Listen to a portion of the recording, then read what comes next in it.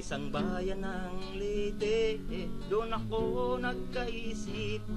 Iniwan ng mga magulang, sariling sikap, ako lumaki. Ngayon ako'y malaki na, maraming barkada, kahit saan lang tumitira, dahil walang ama at ina.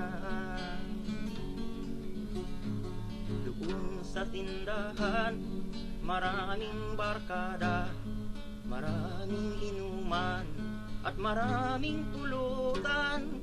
Ako ang pinuno ng aming samahan, at araw-araw na lang mga doon sa inuman.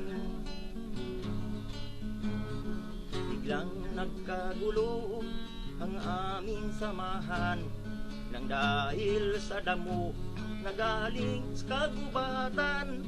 Pinutol ko ang ugat upang sa mundo'y di magkalat, ngunit ito'y hindi ko alam, tanim pala ng kasamaan.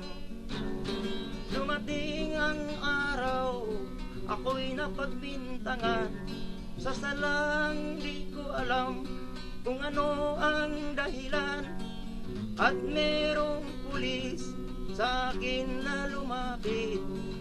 Ang sabi nila ko ay sumama sa kanila. Walang nasasabi, ako ay sumama. At pagdating namin doon, naroon ang mga barkada, lahat ay sumisigaw na ikulong siya. At ang sagot ko ay, barkadang mga walang hiya. Wala naman akong masamang ginawa, kabutihan sa lahat ang aking ginagawa. Buhay ko ay pinakialaman, di ko alam ang dahilan, sila lamang ang nakakaalam. Dumating ang araw na ako'y napagbintangan, sa salang di ko alam kung ano ang dahilan, at merong pulis sa akin na lumapit. Ang sabi niya ako ay sumama sa kanila. Walang nasasabi, ako ay sumama.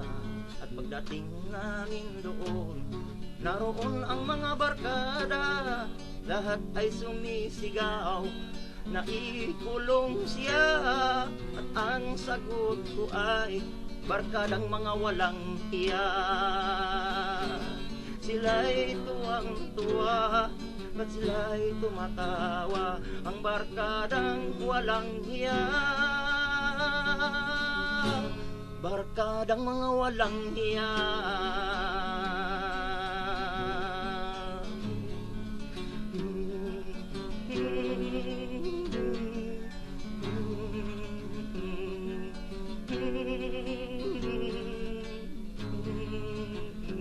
Barkadang walang hiya, barkadang walang hiya.